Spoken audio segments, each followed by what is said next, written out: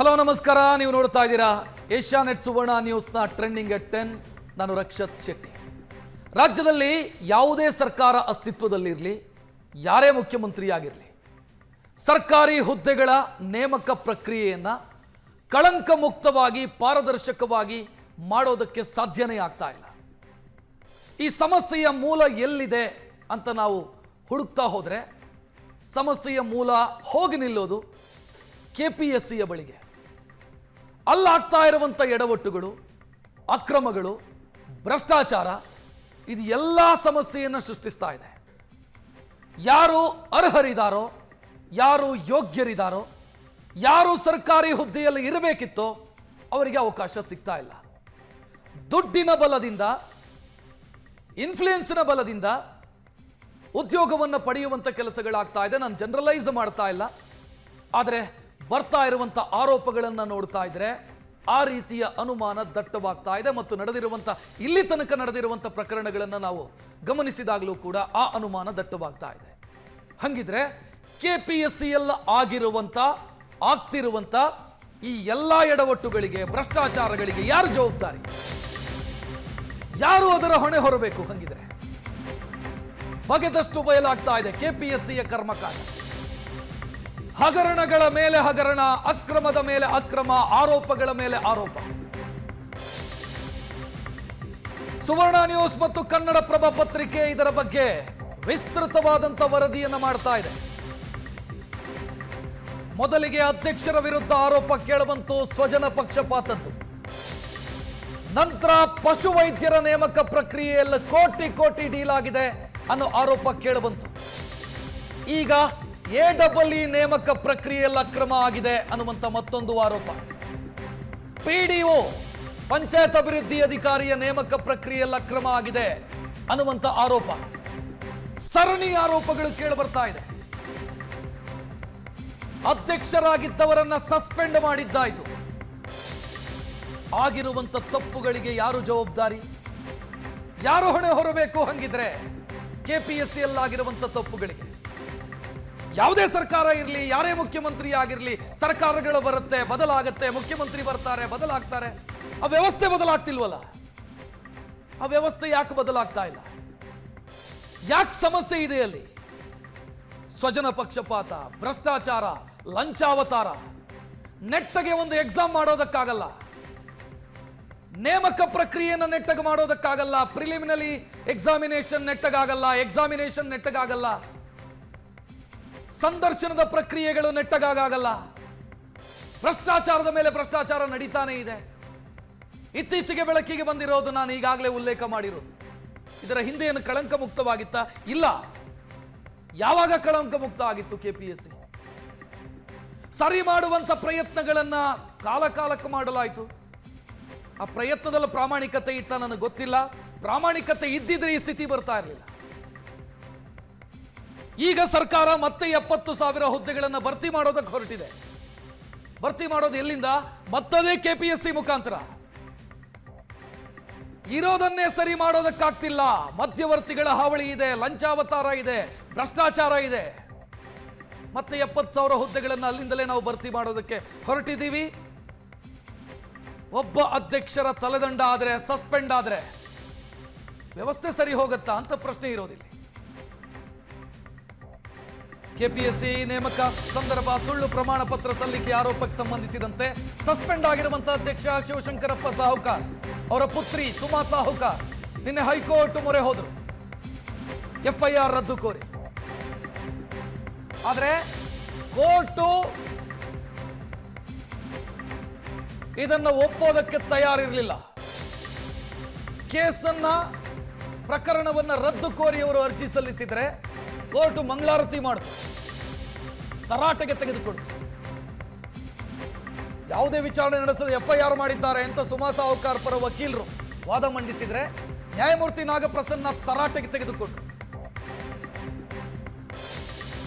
ಬಡವನಿಗೆ ಅನ್ಯಾಯ, ಇದು ದರೋಡೆ ಅಂತ. ಬಡವನಿಗೆ ಸಿಗಬೇಕಾದಂತ ಸರ್ಕಾರಿ ಹುದ್ದೆಯನ್ನ ನೀವು ಕಿತ್ಕೊಂಡಿದ್ದೀರಿ.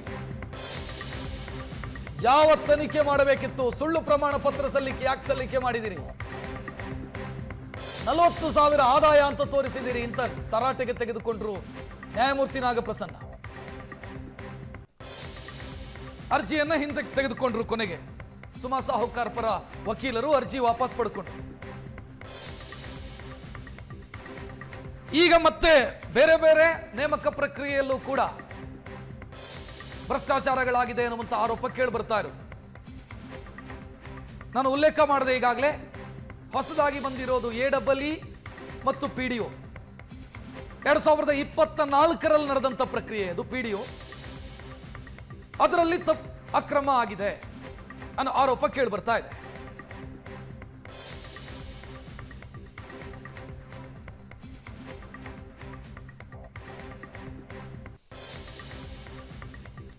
ಅಕ್ರಮದ ಕೋಟೆಯಾಗಿದ್ಯಾ ಹಂಗಿದ್ರೆ KPSC? ಏಷ್ಯಾನೆಟ್ ಸುವರ್ಣ ನ್ಯೂಸ್ ಮತ್ತು ಕನ್ನಡಪ್ರಭ ಪತ್ರಿಕೆ ಸರಣಿ ವರದಿಗಳನ್ನು ಇದಕ್ಕೆ ಸಂಬಂಧಿಸಿದಂತೆ ಮಾಡ್ತಾ ಇದೆ. ಪಶುವೈದ್ಯರ ನೇಮಕ ಪ್ರಕ್ರಿಯೆಯಲ್ಲಿ ಡೀಲ್ ಆಗಿರೋದರ ಬಗ್ಗೆ ಸುದ್ದಿ ಪ್ರಸಾರ ಮಾಡಿದ್ವಿ ನಾವು. AEE ನೇಮಕಾತಿ ಪರೀಕ್ಷೆಯಲ್ಲೂ ಗೋಲ್ಮಾಲ್ ಆಗಿದೆ. OMR ಶೀಟ್ ತಿದ್ದುಪಡಿ, ಕೇಂದ್ರದ ಹೊರಗಿಟ್ಟು ಕಳ್ಳ ಪರೀಕ್ಷೆ, ಅಕ್ರಮದ CCTV ವಿಡಿಯೋ ಸಾಕ್ಷ್ಯ ಕೊಟ್ಟರೂ ಕೂಡ ಕ್ರಮ ತೆಗೆದುಕೊಂಡಿಲ್ಲ. ಸಾಲು ಸಾಲು ಅಕ್ರಮಗಳು ಅನಾವರಣ ಆಗ್ತಾ ಇದೆ. AEE ಪರೀಕ್ಷೆ 1.5 ವರ್ಷದ ಹಿಂದೆ ನಡೆದಿತ್ತು. CID ತನಿಖೆಗೆ ಶಿಫಾರಸು ಮಾಡಿದ್ರು, ತನಿಖೆ ಆಗಲಿಲ್ಲ. 24 ಮಂದಿ AEE ಗ್ರಾಮೀಣ ಕುಡಿಯುವ ನೀರು ಮತ್ತು ನೈರ್ಮಲ್ಯ ಇಲಾಖೆಗೆ ಇನ್ನು ಈ ಹುದ್ದೆಗೆ ಸಂಬಂಧಿಸಿದಂತೆ ಅಕ್ರಮ ಆಗಿದೆ ಅಂತ ತನಿಖೆಗೆ ಶಿಫಾರಸು ಮಾಡಿದ್ರು, ತನಿಖೆ ಆಗಲಿಲ್ಲ. ಪ್ರತಿ ಬಾರಿ ಹಿಂಗೆ ಆಗುತ್ತೆ. KPSCಯಲ್ಲಿ ಆರೋಪ ಕೇಳಿ ಬರುತ್ತೆ. ಅವರದೇ ಸಮಿತಿಯನ್ನು ರಚನೆ ಮಾಡ್ತಾರೆ, ಸದಸ್ಯರ ಸಮಿತಿ ರಚನೆ ಆಗುತ್ತೆ. ತನಿಖೆಯ ಹೆಸರಲ್ಲಿ ತಿಪ್ಪೆ ಸಾರಿಸೋ ಕೆಲಸಗಳಾಗುತ್ತೆ. ನಂತರ ಅದನ್ನು ಮುಚ್ಚಿ ಹಾಕಲಾಗುತ್ತೆ. ಅಲ್ಲಿಗೆ ಮುಗಿದು ಹೋಯ್ತು. ಆರೋಪ ಬರುತ್ತೆ, ತನಿಖೆ ಆಗತ್ತೆ, ತನಿಖೆಯಲ್ಲಿ ಮುಚ್ಚಿ ಹಾಕಲಾಗುತ್ತೆ, ಅಲ್ಲಿಂದ ಮರೆತು ಹೋಗುತ್ತೆ.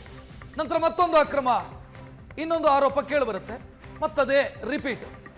ಇದೇ ಆಗ್ತಾ ಇರೋದು ಕಳೆದ ಹಲವು ವರ್ಷಗಳಿಂದ KPSC. ಮಾತನಾಡೋಣ ಇದರ ಬಗ್ಗೆ. ನಮ್ಮ ಜೊತೆಗೆ ಕಾಂಗ್ರೆಸ್ ವಕ್ತಾರ ನಟರಾಜ್ ಗೌಡ ಜಾಯ್ನ್ ಆಗಿದ್ದಾರೆ. ಗೌಡ್ರೆ ನಮಸ್ತೆ. ನಮಸ್ತೆ. ದಿಲೀಪ್ ಕುಣಿಗಲ್ ಇದ್ದಾರೆ ಬಿಜೆಪಿಯಿಂದ. ನಮಸ್ತೆ ದಿಲೀಪ್ ಅವರೇ. ಅಖಿಲ ಕರ್ನಾಟಕ ವಿದ್ಯಾರ್ಥಿ ಸಂಘಟನೆಯ ಕಾಂತ್ ಕುಮಾರ್ ಜೊತೆಗಿದ್ದಾರೆ, ಅಧ್ಯಕ್ಷರು. ನಮಸ್ತೆ ಕಾಂತ್ ಕುಮಾರ್ ಅವರೇ. ನಮಸ್ತೆ ಸರ್. ನಮಸ್ತೆ. ನಾನು ನಟರಾಜ್ ಗೌಡರಿಂದ ಶುರು ಮಾಡ್ತೀನಿ. ನೀಟಲ್ಲಿ ಅಕೌಂಟಬಿಲಿಟಿ ಬಗ್ಗೆ ಮಾತನಾಡಿದ್ರಿ ನಟರಾಜ್ ಗೌಡ್ರೆ. ಇಲ್ಲಾಗ್ತಾ ಇರೋ ಅಕ್ರಮಗಳಿಗೆ ಯಾರು ಅಕೌಂಟಬಿಲಿಟಿ? KPSC ಆಗ್ತಾ ಇರುವಂತ ತಪ್ಪುಗಳಿಗೆ ಅಕೌಂಟಬಿಲಿಟಿ ಯಾರ್ದು? ಖಂಡಿತವಾಗಿ ರಕ್ಷಿತ್, ಅಕೌಂಟಬಿಲಿಟಿ ಬೇಕು. KPSC ಯಾವ ರೀತಿಯಾಗಿ ಭ್ರಷ್ಟಾಚಾರ ಮಾಡ್ತಾ ಇದೆ. ಈಗ 2011ರ ಒಂದು ದೊಡ್ಡ ಹಗರಣ ಆದ್ಮೇಲೆ, ಕ್ಯಾಶ್ ಫಾರ್ ಜಾಬ್ ಹಗರಣ ಆದ್ಮೇಲೆ ನಾವು ಅವಾಗಿಂದ ಹೇಳ್ತಾ ಇರ್ತಕ್ಕಂಥದ್ದೇನು, ಇದ್ರ ಬದಲಾವಣೆಯನ್ನ ಮಾಡಿ. ಇರ್ತಕ್ಕಂಥ ವ್ಯವಸ್ಥೆ ಸರಿ ಇಲ್ಲ. ಎಕ್ಸಾಮ್ ಆಗಿ ವರ್ಷ ಆದ್ರೂ ಕೂಡ ರಿಸಲ್ಟ್ ಬಿಡೋದಿಲ್ಲ, ಅದ್ರ ಮಾಹಿತಿ ಕೊಡೋದಿಲ್ಲ ಅಂದ್ರೆ ಏನ್ ಅರ್ಥ? ಇದು ತುಂಬಾ ಭ್ರಷ್ಟಾಚಾರದಿಂದ ಕೂಡಿದೆ. ಇದನ್ನ ಬದಲಾವಣೆ ಮಾಡಿ, ಇದನ್ನ ರಿಫಾರ್ಮ್ ತೆಗೆದುಕೊಂಡು ಬನ್ನಿ ಅಂತ ಹೇಳಿ ಅವತ್ತಿಂದ ಕೂಡ ನಾವು ಕೂಡ ಒತ್ತಾಯವನ್ನ ಮಾಡ್ತಾನೆ ಇದ್ದೀವಿ. PSI ಹಗರಣ ಆದ್ಮೇಲಂತೂ ಕೂಡ ನಾವು ಲಿಟ್ರಲಿ ಗೌರ್ಮೆಂಟ್ಗೆ, ಅವಾಗಿನ ಮುಖ್ಯಮಂತ್ರಿಗಳು ಅಷ್ಟೇ, ಇವಾಗಿನ ಮುಖ್ಯಮಂತ್ರಿಗಳಿಗೂ ಅಷ್ಟೇ ನಾವು ಅವಾಗಿಂದ ಒತ್ತಾಯ ಮಾಡ್ತಾ ಇರ್ತಕ್ಕಂಥ ಏನಂದ್ರೆ ಇದ್ರ ಸಂಪೂರ್ಣವಾದ ಬದಲಾವಣೆಯನ್ನು ಮಾಡ್ಕೊಂಡು ಬನ್ನಿ. ಟ್ರಾನ್ಸ್ಪರೆನ್ಸಿ ಇಲ್ಲ, ಅದರೊಳಗೆ ಪಾರದರ್ಶಕತೆ ಇಲ್ಲ, ಹೊಣೆಗಾರಿಕೆ ಇಲ್ಲ. ಯಾವನೋ ಭ್ರಷ್ಟಾಚಾರ ಮಾಡ್ತಾನೆ. ಪಾಪ ವಿದ್ಯಾರ್ಥಿಗಳು, ವರ್ಷಗಟ್ಟಲೆ ಓದಂತ ವಿದ್ಯಾರ್ಥಿಗಳು ಆತಂಕ ಪಡ್ತಾರೆ, ಬಹಳ ಕಷ್ಟ ಪಡ್ತಾರೆ. ಹಾಗಾಗಿ ಇದು ಸಂಪೂರ್ಣ ಬದಲಾವಣೆ ಆಗಬೇಕು ಅಂತೇಳಿ ನಾವು ಕೂಡ ಮುಂಚೆ ಒತ್ತಾಯ ಮಾಡಿದ್ದೀವಿ. ಇವಾಗ ಅದಕ್ಕೆ ಒಂದು ಸರಿಯಾದ ಸಮಯ ಬಂದಿದೆ ಅನ್ಸುತ್ತೆ. ಈಗ ಯಾಕಂದ್ರೆ ನಟರಾಜ್ ಗೌಡ್ರೆ, ಅದಕ್ಕೆ ಏನಂದ್ರೆ ನಾವೇನ್ ಹೇಳ್ತಾ ಇದೀವಿ, ಈಗಲೂ ಕೂಡ ಸರ್ಕಾರ ಖಂಡಿತವಾಗಿ ಇದು ಸಂಪೂರ್ಣ ಬದಲಾವಣೆಯನ್ನ, ಪಾರದರ್ಶಕತೆಯನ್ನ ತೆಗೆದುಕೊಂಡು ಬರಬೇಕು, ಬರುತ್ತೆ. ಆ ಭರವಸೆ ನಮ್ಗಿದೆ. ಯಾಕಂದ್ರೆ ಈಗ ಎಕ್ಸಾಮ್ ಇಲ್ಲಿ ಆಗಿರ್ತಕ್ಕಂಥ ಭ್ರಷ್ಟಾಚಾರ ಎಲ್ಲಿ? ಎಕ್ಸಾಮ್ ಯಾವಾಗ್ಲೂ ಆಗುತ್ತೆ, ರಿಸಲ್ಟ್ ಯಾವಾಗ್ಲೂ ಬಿಡ್ತಾರೆ. KPSC ವಿಚಾರದಲ್ಲಿ ಸೆಷನ್ ನಲ್ಲಿ, ಸದನದಲ್ಲಿ ಬೇರೆ ಬೇರೆ ಸರ್ಕಾರಗಳಿದ್ದಾಗ ಸುದೀರ್ಘ ಚರ್ಚೆಗಳಾಗಿದೆ. ಈ ವ್ಯವಸ್ಥೆಯನ್ನು ಸರಿ ಮಾಡಬೇಕು ಅನ್ನೋದರ ಬಗ್ಗೆ ಲಾ ಮೇಕರ್ಸ್ ಮಾತನಾಡಿದ್ದಾರೆ, ಅಂದ್ರೆ ಶಾಸಕರು ಮಾತನಾಡಿದ್ದಾರೆ. ಬಟ್ ಔಟ್ಕಮ್ ಏನು ಸರ್? ಔಟ್ಕಮ್ ಏನು? ಎಂತದೂ ಆಗ್ತಾ ಇಲ್ಲ. ಯಾರು ಅದಕ್ಕೆ ಮೂಗುದಾರ ಹಾಕೋರಿಲ್ಲ ಅಂತಾದ್ರೆ ವ್ಯವಸ್ಥೆ ಯಾವಾಗ ಸರಿ ಹೋಗೋದು? ಖಂಡಿತವಾಗಿ ರಕ್ಷಿತ್, ಇದಕ್ಕೆ ಮೂಗುದಾರ ಹಾಕಬೇಕು, ಬದಲಾವಣೆಯನ್ನ ತರಬೇಕು. ವಿದ್ಯಾರ್ಥಿಗಳಿಗೆ ತೊಂದರೆ ಆಗ್ತಾ ಇರತಕ್ಕಂಥದ್ದು, ನೇಮಕಾತಿಯಲ್ಲಿ ತೊಂದರೆ ಆಗ್ತಾ ಇರತಕ್ಕಂಥದ್ದು ನಾವು ನೀವು ನೋಡ್ತಾ ಇದ್ದೀವಿ. ನೀವು UPSC KPSC ಎಕ್ಸಾಮ್ ಬರ್ದಿಲ್ಲ ಅಂದ್ರೂ ಕೂಡ ವರ್ಷಗಟ್ಟಲೆ ಯಾರು ಓದ್ತಾ ಇದಾರಲ್ಲ ಅವ್ರನ್ನ ನಾವು ಕಣ್ಣಾರ ನೋಡಿದ್ದೀವಿ. ಅವ್ರು ಪಡ್ತಾ ಇರ್ತಕ್ಕಂಥ ತೊಂದರೆ, ಅವ್ರು ಪಡ್ತಾ ಇರ್ತಕ್ಕಂಥ ಆತಂಕ ನಾವು ಕಣ್ಣಾರ ನೋಡಿದ್ದೀವಿ. ಇದು ಭ್ರಷ್ಟಾಚಾರಕ್ಕೆ ಅಡಿ ಮಾಡುತ್ತೆ. ರಿಸಲ್ಟ್ ತಡವಾಗಿ ಬಿಡುವಂತದ್ದು ಭ್ರಷ್ಟಾಚಾರಕ್ಕೆ ಅವಕಾಶ ಮಾಡಿಕೊಡುತ್ತೆ. ಅದು ಪಾರದರ್ಶಕತೆ ಇಲ್ಲದಿದ್ರೆ ಭ್ರಷ್ಟಾಚಾರಕ್ಕೆ ಅವಕಾಶ ಮಾಡಿಕೊಡುತ್ತೆ. ಹಾಗಾಗಿ ಇದು ತನ್ನಿ, ಇದರ ಒಂದು ಬದಲಾವಣೆಯನ್ನು ತನ್ನಿ, ಅಮೂಲಾಗ್ರ ಬದಲಾವಣೆ ತೆಗೆದುಕೊಂಡು ಬನ್ನಿ ಅಂತ ಹೇಳಿ ನಾವು ಕೂಡ ಒತ್ತಾಯ ಮಾಡಿದ್ದೀವಿ. ಈಗ ಕರ್ನಾಟಕ ಸರ್ಕಾರ ಅದನ್ನು ಬಹಳ ಜವಾಬ್ದಾರಿಯಿಂದ ಬಹಳ ಇಮಿಡಿಯೇಟ್ ಆಗಿ ಕೈಗೆತ್ತಿಕೊಂಡಿದೆ. ಹಾಗಾಗಿ ಇವಾಗ ಏನೋ ಒಂದು ಸಮಿತಿಯನ್ನ ಮಾಡಿದ್ದಾರೆ, ಏನು ತನಿಖೆಗಳಾಗ್ತಾ ಇದಾವೆ ಅದನ್ನ ಒಳಗೊಂಡಂತೆ ಮುಂದಿನ ಯಾವುದೇ ರೀತಿಯ ಎಕ್ಸಾಮ್ ಕಂಡಕ್ಟ್ ಮಾಡಿದಾಗ, KPSC ಎಕ್ಸಾಮ್ ಕಂಡಕ್ಟ್ ಮಾಡಿದಾಗ ಇಮಿಡಿಯೇಟ್ ಆಗಿ ಅದನ್ನ ರಿಸಲ್ಟ್ ಅನ್ನ ಬಿಡುವಂತದ್ದು ಮತ್ತೆ ಪಾರದರ್ಶಕವಾಗಿ ಮಾಹಿತಿಯನ್ನು ಕೊಡುವಂತದ್ದು ಖಂಡಿತವಾಗಿ ಆಗಬೇಕು. ಅದು ಆಗುತ್ತೆ ಅನ್ನೋ ಭರವಸೆ ನಮಗಿದೆ. ಸರ್, ಈ ಭಾಷಣಗಳನ್ನ ನಾವು ಕೇಳೋದಕ್ಕೆ ಶುರು ಮಾಡಿ 10-15 ವರ್ಷ ಆಯ್ತು ಸರ್. ನಟರಾಜ್ ಗೌಡರ ಜಾಗದಲ್ಲಿ ಈಗ ನಟರಾಜ್ ಗೌಡರು ಆಡಳಿತ ಪಕ್ಷದಲ್ಲಿದ್ದಾರೆ, ಬಿಜೆಪಿ ವಕ್ತಾರರಿದ್ರು ಆಗ, ಅಥವಾ JDS ನ ವಕ್ತಾರರಿದ್ರು, ಇದೇ ಭಾಷಣ ಮಾಡ್ತಾ ಇದ್ರು. ನಟರಾಜ್ ಗೌಡ್ರು ಏನ್ ಮಾತಾಡ್ತಿದ್ದೀರೋ ಇದನ್ನೇ ಮಾಡ್ತಾ ಇದ್ದಿದ್ದು ಉಳಿದವರು ಕೂಡ. ಇಲ್ಲ ಅವ್ರು ಯಾರು ಈ ತರ ಮಾಡಿಲ್ಲ. ಯಾರು ಕೂಡ ಸಮಜಾಯಿಷಿ ಕೊಟ್ಕೊಂತ ಇದ್ರು, ಸರಿ ಮಾಡ್ಬೇಕಂತ ಪ್ರಯತ್ನ ಮಾಡಿಲ್ಲ. ಇವತ್ತೆಲ್ಲ ಈ ಭ್ರಷ್ಟಾಚಾರಕ್ಕೆ ಮೂಲ ಕಾರಣನೇ ಯಡಿಯೂರಪ್ಪನವರು 2000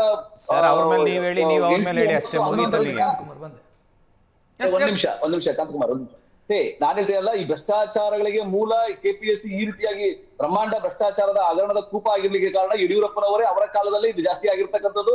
ಬಿಜೆಪಿ ಯಾವಾಗ ಅಧಿಕಾರ ಬಂತು ಸಂಪೂರ್ಣವಾಗಿ ಭ್ರಷ್ಟಾಚಾರವನ್ನೇ ಮಾಡಿರ್ತಕ್ಕಂಥದ್ದು. ಈಗಾಗಿರೋದಕ್ಕೆ ಯಾರು ನೀವು ಜವಾಬ್ದಾರಿನಾ ಸರ್? ಇಲ್ಲ ಕೇಳಿ, ಅದಕ್ಕೇನೆ AEE ಆಯ್ಕೆಯಲ್ಲಿ, PDO ಆಯ್ಕೆಯಲ್ಲಿ, ಪಶು ವೈದ್ಯರ ಆಯ್ಕೆಯಲ್ಲಿ ಬ್ರಹ್ಮಾಂಡ ಭ್ರಷ್ಟಾಚಾರ ಆಗಿದೆ. ಮೇಲ್ನೋಟಕ್ಕೆ ಕಾಣಿಸ್ತಾ ಇದೆ, ಇದು ಮೇಲ್ನೋಟಕ್ಕೆ ಕಾಣಿಸ್ತಾ ಇದೆ.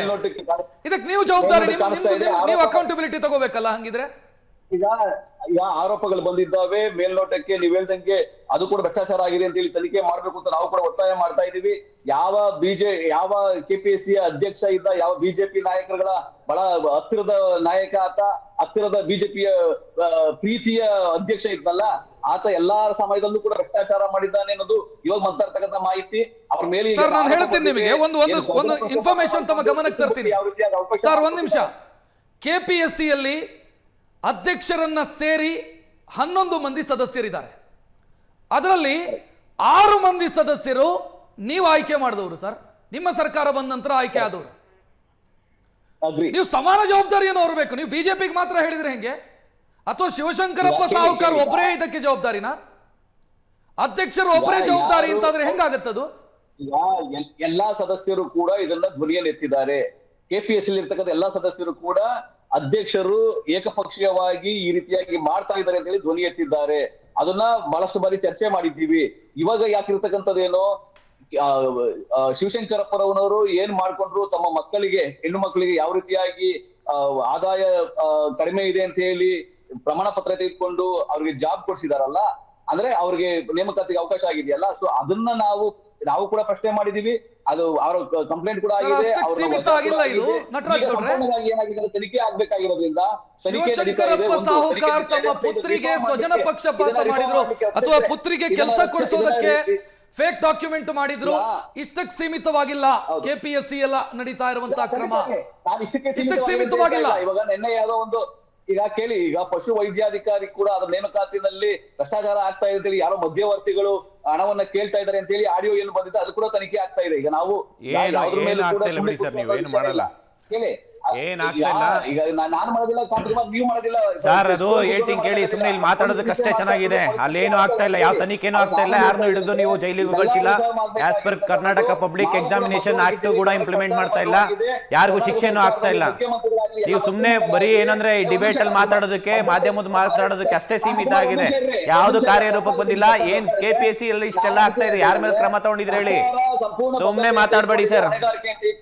ಇಲ್ಲ ಸರ್. ನಟರಾಜ್ ಗೌಡ್ರೆ ಒಂದೇ ನಿಮಿಷ ಯಾವುದೇ ರೀತಿಯಾದ ಬರ್ತೀನಿ ಕಾಂತಕುಮಾರ್ ಸರ್. ಸುಮಾರು 6 ತಿಂಗಳಿಂದ ನಾನು ಗವರ್ನರ್ಗೆ, ನಟರಾಜ್ ಗೌಡ್ರೆ ಸರ್ ಸುಮಾರು 6 ತಿಂಗಳಿಂದ ನಾನು DGIGP ಸರ್ ಇರ್ಬೋದು, ಮತ್ತೆ ವಿಧಾನಸೌಧ ಪೊಲೀಸ್ ಸ್ಟೇಷನ್ ಇರ್ಬೋದು, ಗವರ್ನರ್ ಇರ್ಬೋದು, ಸರ್ಕಾರಕ್ಕೆ ಇರ್ಬೋದು, ಪ್ರತಿಯೊಬ್ಬರಿಗೂ, ಈಗಿರೋಂಥ ಮಾಜಿ ಮುಖ್ಯಮಂತ್ರಿ ಇರ್ಬೋದು, ಈಗಿರೋಂಥ ಮಾನ್ಯ ಮುಖ್ಯಮಂತ್ರಿ ಎಲ್ರಿಗೂ ನಾನು ಮನವಿ FIR ಮಾಡ್ತಿದ್ದೀನಿ. KPSC ಅಲ್ಲಿ ಆಗ್ತಿರೋಂಥ ಅಕ್ರಮಗಳನ್ನ ಕಂಟಿನ್ಯೂಸ್ ಆಗಿ ಕೊಡ್ತಾ ಇದ್ದೀನಿ. ಸುಮಾರು 2-3 ವರ್ಷದಿಂದ ಅವ್ರ ಮೇಲಿರೋಂಥ ಅವರು ಎಷ್ಟು ಆಸ್ತಿ ಗಳಿಸಿದ್ದಾರೆ, ಲಾಸ್ಟ್ 5 ವರ್ಷದಲ್ಲಿ ಆಸ್ತಿ ಸಮೇತ ಕೊಟ್ಟಿದ್ದೀನಿ ನಾನು KPSC ಚೇರ್ಮನ್. ಗವರ್ನರ್ ಮಾತ್ರ ಅದು ಅಪ್ರಿಷಿಯೇಟ್ ಮಾಡಬೇಕು, ಜಸ್ಟ್ ಸಸ್ಪೆಂಡ್ ಮಾಡಿದ್ದಾರೆ. ಬಟ್ ಅದು ಅಷ್ಟೇ ಆಗ್ಬಾರ್ದು ಸರ್. ಈ ಸರ್ಕಾರ ಒಂದೇ ಒಂದು ಆಕ್ಷನ್ ತಗೊಂಡಿಲ್ಲ ಅವ್ರ ಮೇಲೆ KPSC ಅಲ್ಲಿ ಆಗ್ತಾ ಇರೋಂಥ ಕ್ರಮಗಳು. ಪ್ರತಿ ಒಂದು ಕ್ರಮ ಆಗಿದೆ. AEE ಕಾಂತಕುಮಾರ್ ಇರ್ಬೋದು, ಅವರೇ, ಕಾಂತಕುಮಾರ್ BDO ಇರ್ಬೋದು, CTA ಇರ್ಬೋದು, ADLR ಆಗಿರ್ಬೋದು, BBMP AE ಇರ್ಬೋದು, ಪ್ರತಿ ಒಂದು exams sir, veterinary officer, KS exam with complaint ಕೊಟ್ಟಿದ್ದೀನಿ. ಈಗಲೂ FIR ಆಗಿದೆ, 5-6 FIR ವಿಧಾನಸೌಧ ಪೊಲೀಸ್ ಸ್ಟೇಷನ್ ಇದೆ. ಅಲ್ಲಿ ಲ್ಯಾಂಡ್ ಆರ್ಡರ್ ಮೇಂಟೈನ್ ಮಾಡೋಕ್ಕಾಗ್ತಾ ಇಲ್ಲ ಅಂತ ಪೊಲೀಸ್ ಸ್ಟೇಷನ್ ಇದೆ.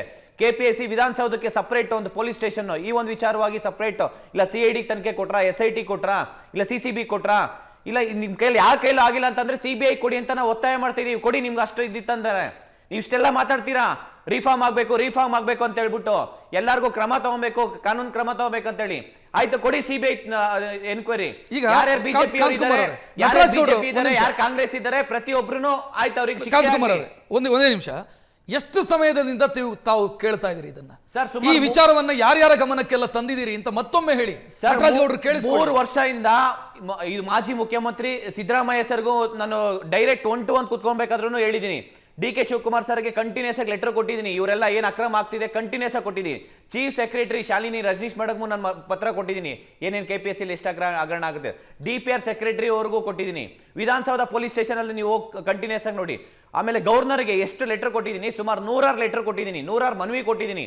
ಅವರು KPSC ಚೇರ್ಮನ್ ಅವರು ಆಸ್ತಿ ಎಷ್ಟಿದೆ, KPSC ಏನೇನು ಅಕ್ರಮ ಆಗ್ತಿದೆ ಅಂತ ಹೇಳ್ಬಿಟ್ಟು, ಇನ್ಕ್ಲೂಡಿಂಗ್ DGIGP ಈಗಿರಂತ ಸಲೀಂ ಸರ್ಗೂ ನಾನು ಇದು FIR ಕಾಪಿ ಕೊಟ್ಟಿದ್ದೀನಿ, ಮನವಿ ಕೊಟ್ಟಿದ್ದೀನಿ, ಇವ್ರ ಮೇಲೆ ಆಕ್ಷನ್ ತಗೊಂಡೋಗಿ ಹೇಳಿ ಅಂತ. ಲೋಕಾಯುಕ್ತಗೂ ಕೊಟ್ಟಿದ್ದೀನಿ. ಇಷ್ಟೆಲ್ಲ ಕೊಟ್ಟರು ಸರ್ಕಾರ ಇಲ್ಲಿವರೆಗೂ ಯಾರಿಗಾದ್ರೂ ಒಬ್ಬರ ಮೇಲೆ, KPSC ಮೇಲೆ ಒಬ್ಬರ ಮೇಲೆ ಇದು ಶಿಕ್ಷೆ ತಗೊಂಡಿದ್ರಾ, ಕ್ರಮ ತಗೊಂಡಿದ್ರಾ, ಇಲ್ಲ ಏನಾದ್ರೂ ತನಿಖೆ ಕೊಟ್ಟಿದ್ರಾ? ಏನೂ ಕೊಟ್ಟಿಲ್ಲ ಸರ್. ಇವಾಗ ಹೇಳ್ತಾ ಇದ್ದಾರೆ ಮಾಡಬೇಕು, KPSC ರಿಫಾರ್ಮ್ ಆಗಬೇಕು ಅಂತ.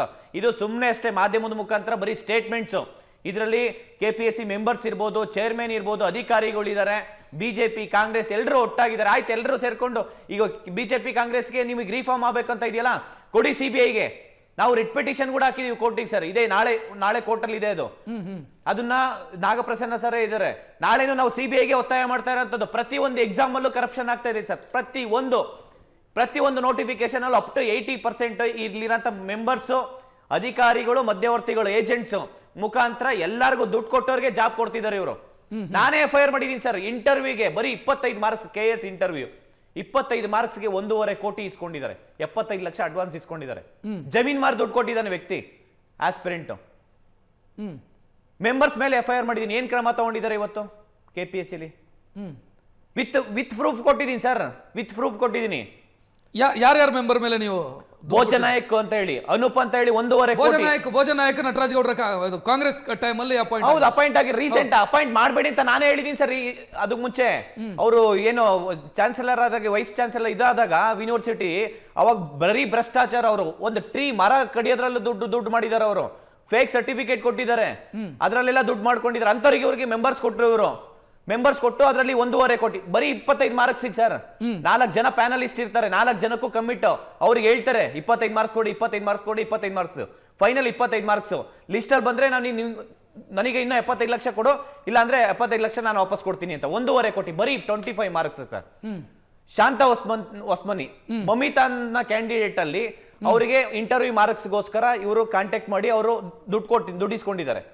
ಅವರಿಗೂ KS ಅಲ್ಲಿ ಇಂಟರ್ವ್ಯೂ ಅಲ್ಲಿ ಆಗಿದೆ. ಅವ್ರ ಮೇಲೆ FIR ಮಾಡಿದೀನಿ. ಏನ್ ಕ್ರಮ ತಗೊಂಡಿದ್ದಾರೆ ಇವರು?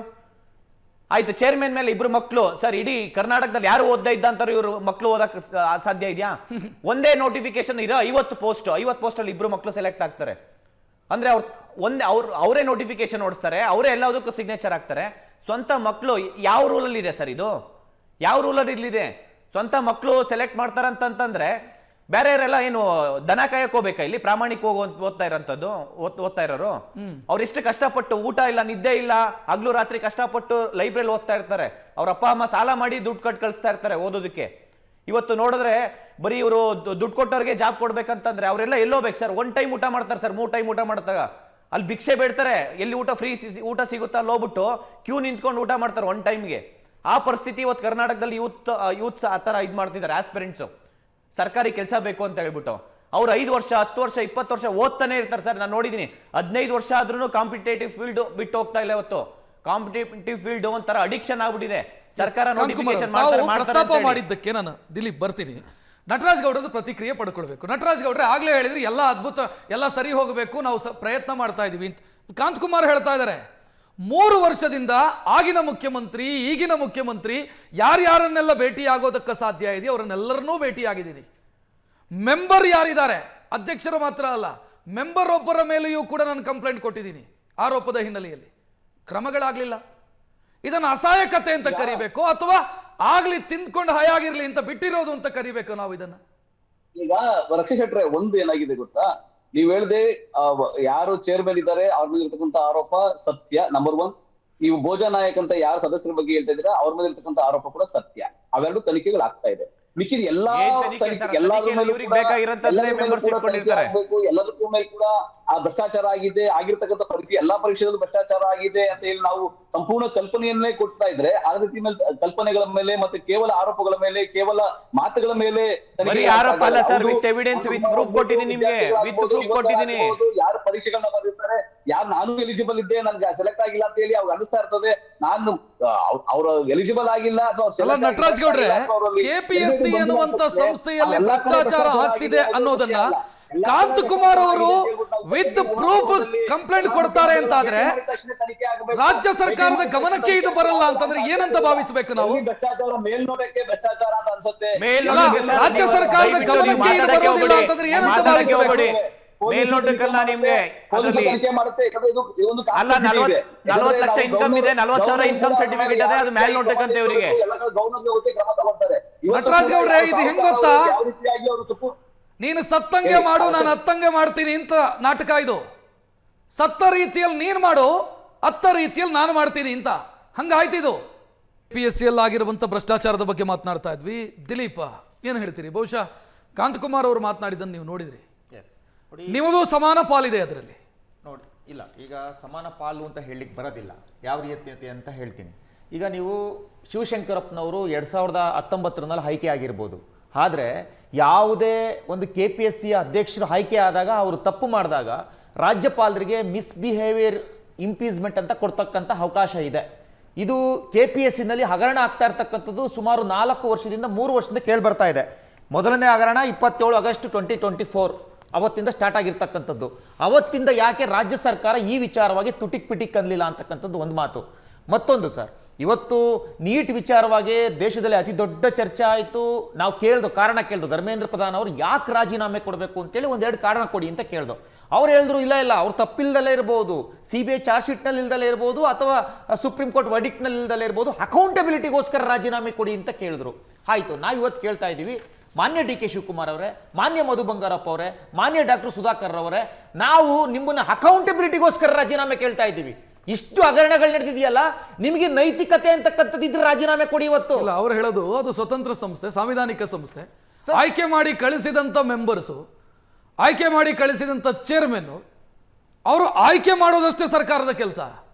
ಸ್ವತಂತ್ರ ಸಂಸ್ಥೆ, ಸಾಂವಿಧಾನಿಕ ಸಂಸ್ಥೆ. ಅದು ಸಾಂವಿಧಾನಿಕ ಸಂಸ್ಥೆ, ಸ್ವತಂತ್ರ ಸಂಸ್ಥೆ ಅಂತಂದ್ರೆ ಅವರು ಏನೇ ಬ್ರಹ್ಮಾಂಡ ಭ್ರಷ್ಟಾಚಾರ ಮಾಡ್ತಾ ಇದ್ರು ಸರ್ಕಾರ ಕಣ್ಮುಚ್ಕೊಂಡು ಸುಮ್ಮನೆ ಕೂತ್ಕೊಂಡಿತ್ತ? ಇವ್ರದ ಸಿಬ್ಬಂದಿ ಮತ್ತು ಆಡಳಿತ ಸುಧಾರಣಾ ಇಲಾಖೆ ಏನ್ ಮಾಡ್ತಾ ಇತ್ತು? ಇವರು ಹೋಮ್ ಮಿನಿಸ್ಟ್ರಿ ಏನ್ ಮಾಡ್ತಾ ಇತ್ತು? ಇವರ ಗುಪ್ತಚರ ಇಲಾಖೆ ಏನ್ ಮಾಡ್ತಾ ಇತ್ತು? ಇವ್ರಿಗೆ ಗೊತ್ತಿರಲಿಲ್ಲ ಏನೇನ್ ನಡೀತಾ ಇದೆ ಅಂತೇಳಿ. ಇದ್ರ ಬಗ್ಗೆ ಕ್ರಮ ಕೈಗೊಳ್ಬೋದಾಯ್ತಲ್ವಾ? ಒಂದು. ಮತ್ತೊಂದು ಸರ್, ಶಿವಶಂಕರಪ್ಪ ಅವರು ಹೇಳ್ತಾ ಇದ್ದಾರೆ ಬಿಜೆಪಿ ಅವಧಿನಲ್ಲಿ ಆಗಿರ್ತಕ್ಕಂಥದ್ದು ಅಂತ ಹೇಳಿ. ಅಫ್ಕೋರ್ಸ್ ಶಿವಶಂಕರಪ್ಪನವರು ನಾಯಕರೊಬ್ಬರಿಗೆ ಕ್ಲೋಸ್ ಅಂತಂದ್ರು ನಟರಾಜ್ ಗೌಡ್ರು. ಇರ್ಲಿ ಸರ್, ನೋಡಿ, ಕಳ್ಳನೇ ಯಾವತ್ತು ಬಿಜೆಪಿ ಅವಧಿನಲ್ಲಿ ಆಯ್ಕೆ ಆಗಿದ್ದಾರೆ ಅಂತಂದ್ರೆ ಅವ್ರು ಭ್ರಷ್ಟಾಚಾರ ಮಾಡಿದಾಗ ಕಣ್ಮುಚ್ಚ ಕೂತ್ಕೊಳ್ಳಿ ಅಂತ ಕಾಂಗ್ರೆಸ್ನವ್ರಿಗೆ ಹೇಳಿಲ್ಲ. ನೀವು ಆತನನ್ನ ನೀವು ಏನು ಆಕ್ಷನ್ ತೆಗೆದುಕೊಳ್ಬೇಕಾಯ್ತು, ರಾಜ್ಯಪಾಲರಿಗೆ ಹೋಗಿ ಕಂಪ್ಲೇಂಟ್ ಕೊಡಬೇಕಾಗಿತ್ತು. ಇವತ್ತು ನಾವು ಕಂಪ್ಲೇಂಟ್ ಕೊಟ್ಟಿದ್ದೀವಿ. ಇವತ್ತು ಇಷ್ಟು ನಡೆದಿರ್ತಕ್ಕಂಥ ಒಂದು ಈ ಬ್ರಹ್ಮಾಂಡ ಭ್ರಷ್ಟಾಚಾರಕ್ಕೆ ಒಂದು FIR ಮಾಡಲಿಕ್ಕೆ ಇವಾಗ ಹೇಳಿದ್ರು ಇವರು ಯಾವ ರೀತಿ ಮಾಡಿದ್ದಾರೆ ಅಂತ. ರಾತ್ರಿ 2 ಗಂಟೆವರೆಗೂ ಕಾಯಿಸಿದ್ದಾರೆ FIR ಮಾಡಲಿಕ್ಕೆ. ಸ್ವತಃ ಮುಖ್ಯಮಂತ್ರಿಗಳು ಗಮನಕ್ಕೆ ತಂದ್ರು FIR ಮಾಡೋದಿಲ್ಲ. ಯಾಕೆ? ಎಷ್ಟು ಸ್ಟೂಡ್ ಕೇಸ್ ಬಂತು ನಿಮ್ಗೆ? ಎಷ್ಟು ಹಣ ಬಂತು? ಇದನ್ನು ಜನಗಳ ಮುಂದೆ ನೀವು ಸ್ಪಷ್ಟಪಡಿಸಬೇಕು. ಜನ ಬಹಳ ಸೂಕ್ಷ್ಮವಾಗಿ ಗಮನಿಸ್ತಾ ಇದ್ದಾರೆ. ಸುಮಾರು ದಿವಸಗಳಿಂದ ಅಭ್ಯರ್ಥಿಗಳು ಕಾಯ್ತಾ ಇದ್ರು ಸಹ, ಅವ್ರಿಗೆ ಕೆಲಸ ಸಿಗ್ಲಿಲ್ಲ ಅಂತ ಕಾಯ್ತಾ ಇದ್ರು ಸಹ, ಇವತ್ತು 80 ಲಕ್ಷ 1 ಕೋಟಿ ಹಣ ಕೊಡ್ಬೇಕು ಅಂತಂದ್ರೆ ಏನ್ ಲೂಟಿ ಮಾಡ್ತಿದ್ದೀರ ರಾಜ್ಯನ?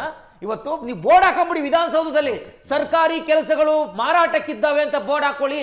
KPSC ಅಂತಕ್ಕಂಥದ್ದು ಒಂದು ಸ್ವಯಂಸ್ಥ ಸಂಸ್ಥೆನೇ ಆಗಿರಬಹುದು. ಅದರಲ್ಲಿರ್ತಕ್ಕಂಥ ಮೆಂಬರ್ಸ್ 6 ಜನ ಮೆಂಬರ್ಸ್ ನೀವೇ ಆಯ್ಕೆ ಮಾಡಿರ್ತಕ್ಕಂಥದ್ದು. ನಿಮ್ಮ ಮೆಂಬರ್ಗಳು ಕಡಲೆ ಬೀಜ ತಿಂತಾ ಇದ್ರಾ? ನಿಮ್ಮ ಮೆಂಬರ್ಗಳು ಕಂಪ್ಲೇಂಟ್ ಮಾಡ್ಬೋದಾಯ್ತಲ್ಲ.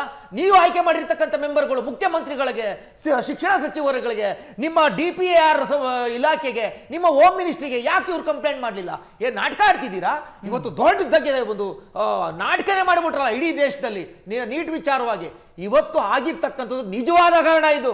ಇದ್ರೊಳಗಡೆ ಸರ್ಕಾರದ ಪಾಲೆಷ್ಟಿದೆ, ಸರ್ಕಾರ ಎಷ್ಟು ಕೋಟಿ ಲೂಟಿ ಮಾಡಿದೆ, ಎಷ್ಟು ಕೋಟಿ ತಿಂದಿದೆ ಅಂತಕ್ಕಂಥದ್ದು ಈಚೆ ಬರಬೇಕು.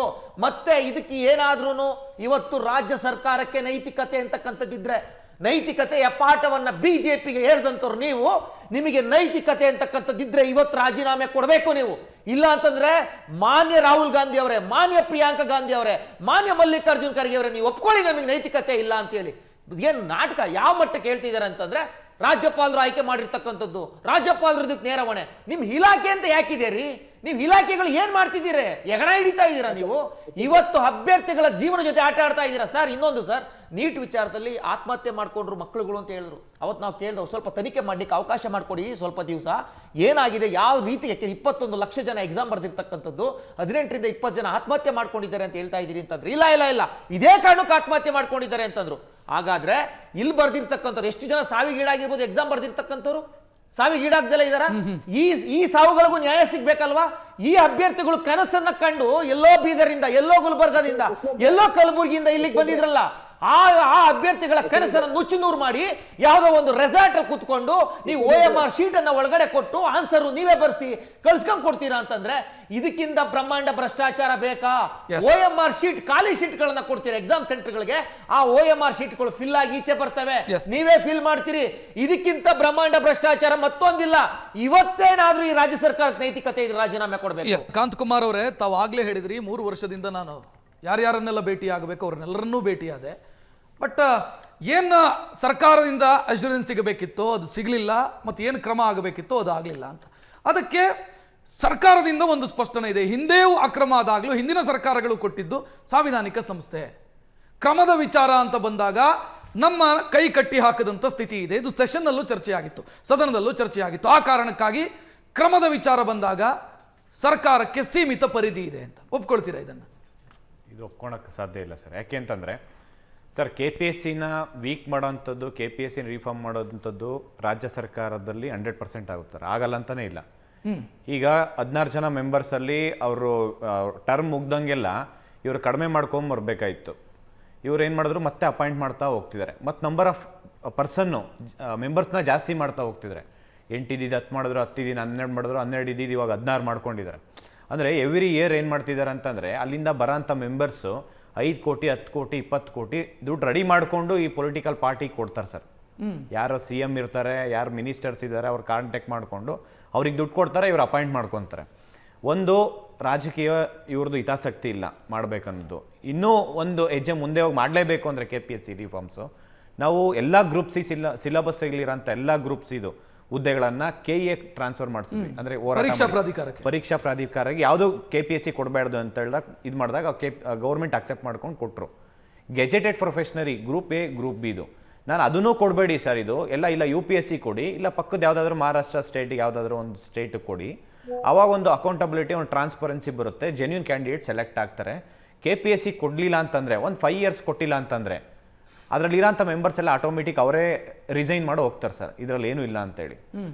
ಈಗ ನೋಟಿಫಿಕೇಶನ್ಸ್ ಕೊಡಲೇಬೇಕು ಅನ್ನೋದೇನಾದರೂ ರೂಲ್ ಇದೆಯಾ? ಅವ್ರದ್ದು gazetted ಪ್ರೊಫೆಷನರಿ group A group B ಕೊಡಬೇಕು ಅನ್ನೋದಾದ್ರು ಇವ್ರ ಕ್ಯಾಬಿನೆಟ್ಟಲ್ಲಿ ಇಲ್ಲ ಅಸೆಂಬ್ಲಿಯಲ್ಲಿ ಒಂದು ಬಿಲ್ ಪಾಸ್ ಮಾಡಿ ಆ್ಯಕ್ಟ್ ಮಾಡ್ಕೊಳ್ಳಿ, ಯಾವುದು ಹುದ್ದೆಗಳನ್ನು ಕೊಡಲ್ಲ ಅಂತ ಹೇಳಿ KPSCಗೆ. ಈಗ ಕಾಂತ್ ಕುಮಾರ್ ಅವರೇ, ಒಂದು ಈಗ ತಾವು ಕ್ರಮದ ಬಗ್ಗೆ ಹೇಳಿದ್ರಿ. ನಾನು ಯಾಕೆ ಕೇಳ್ತಾ ಇದ್ದೀನಿ ಅಂತಂದ್ರೆ, ಕ್ರಮದ ಬಗ್ಗೆ ಅಲ್ಲಿ ಇರುವಂತ ಸ್ಪಷ್ಟ ಉಲ್ಲೇಖ ಬಹಳ ಜಟಿಲವಾಗಿದೆ. ಒಬ್ಬ ಅಧ್ಯಕ್ಷನ ವಿರುದ್ಧ, ಒಬ್ಬ ಚೇರ್ಮನ್ ವಿರುದ್ಧ ಕ್ರಮ ಕೈಗೊಳ್ಳಬೇಕು, ಪ್ರಕ್ರಿಯೆನೇ ಜಟಿಲವಾಗಿದೆ. ಈಗ ರಾಜ್ಯ ಸರ್ಕಾರ ಏನು ಇವಾಗ ಸೆಂಟ್ರಲ್ ಗೌರ್ಮೆಂಟು BJP ಈಗ ಒಂದು ರೂಲ್ ತೊಗೊಂಬಂದಿದೆ, ಯಾರಾದರೂ ಪೇಪರ್ ಲೀಕ್ ಮಾಡಿದ್ರೆ, ಕ್ವಶನ್ ಪೇಪರ್ ಲೀಕು ಏನಾದ್ರು ಸ್ಕ್ಯಾಮ್ ಆಯ್ತು ಅಂದರೆ 10 crores ಪೆನಾಲ್ಟಿ, 10 years ಜೈಲ್ ಅಂತ ಏನು ತೊಗೊಂಬಂದಿದ್ರೆ, ಅದು ಕರ್ನಾಟಕದಲ್ಲಿ 2023 ತೊಗೊಂಬಂದ್ರು. ಕರ್ನಾಟಕ ಪಬ್ಲಿಕ್ ಎಕ್ಸಾಮಿನೇಷನ್ ಆ್ಯಕ್ಟ್ ಅಂತ ಹೇಳಿ ಅಂಡರ್ ಸೆಕ್ಷನ್ 10 ಪ್ರಕಾರ ಕರ್ನಾಟಕದಲ್ಲೂ ಕೂಡ 10 crores ಪೆನಾಲ್ಟಿ ಇದೆ, 10 years ಜೈಲಿದೆ. ಇಲ್ಲಿವರೆಗೂ 2023 ಇಲ್ಲಿವರೆಗೂ ಯಾರ ಮೇಲೆ ಒಬ್ಬರ ಮೇಲೆ ಕ್ರಮ ಆಯಿತು, ಆಗಿದೇನೋ ತೋರಿಸ್ಬಿಡಿ ಸರ್. ಯಾರ ಮೇಲೆ FIR ಆಗಿರೋದ್ರು ಒಬ್ಬರ ಮೇಲೆ ಆ ಸೆಕ್ಷನ್ ಹಾಕಿದಾರನ್ನ ತೋರಿಸ್ಬಿಡೋಕೆ ಹೇಳಿ ಸರ್, ನೋಡೋಣ. KPSC ನಾನು ವಿತ್ ಪ್ರೂಫ್ ಕೊಡ್ತಾ ಇದ್ದೀನಿ, ಆಯ್ತು ಜೈಲಿಗೆ ಕಳಿಸಿ ಅವ್ರು ನೋಡೋಣ 10 years 10 crores ಪೆನಾಲ್ಟಿ ಹಾಕಿ ನೋಡೋಣ. ರಾಜ್ಯ ಸರ್ಕಾರ ಕುಮಾರ್ ಅವರು ಯಾಕೆ ಕೇಳ್ತಾ ಇದ್ದೀನಿ ಅಂತಂದ್ರೆ, ಈಗ ಅಧ್ಯಕ್ಷರ ವಿರುದ್ಧ ಆರೋಪ ಬಂದ ತಕ್ಷಣ ರಾಜ್ಯ ಸರ್ಕಾರ ಯಾವುದೇ ಆಗಲಿ, ಅದು ಕಾಂಗ್ರೆಸ್ ಅಂತಲ್ಲ, ಬಿಜೆಪಿ ಯಾರೇ ಆದರೂ ಕ್ರಮ ಕೈಗೊಳ್ಳೋದಕ್ಕೆ ಬರೋದಿಲ್ಲ. ಅಲ್ಲಿ ಆರ್ಟಿಕಲ್ 317 ಅಟ್ರಾಕ್ಟ್ ಆಗುತ್ತೆ. ಆರ್ಟಿಕಲ್ 317 ಅಡಿಯಲ್ಲಿ ಕ್ರಮ ಕೈಗೊಳ್ಳಬೇಕು, ಅದು ರಾಷ್ಟ್ರಪತಿ ಮುಖಾಂತರ ಆಗಬೇಕು. ಈಗ ಸಸ್ಪೆಂಡ್ ಮಾತ್ರ ಮಾಡೋದಕ್ಕೆ ಸಾಧ್ಯ, ಪದಚ್ಯುತಿಗೊಳಿಸೋದಕ್ಕೆ ಸಾಧ್ಯ ಇಲ್ಲ. ಈ ರೀತಿ ಜಟಿಲ ಪ್ರಕ್ರಿಯೆ ಇದೆ. ಇದು ಸರ್ಕಾರದ ಕೈ ಕಟ್ಟಿ ಹಾಕ್ತಾ ಇದೆ. ಏನ್ ಅನ್ಸುತ್ತೆ ತಮಗೆ? ಸರ್ ಅದು ಸುಳ್ಳದು. ಇವ್ರಿಗೆ first Karnataka public examination act 2023 ಯಾಕೆ ತಗೊಂಬಂದ್ರು ಫಸ್ಟ್ ಅದನ್ನ ಕೇಳಿ ಸರ್.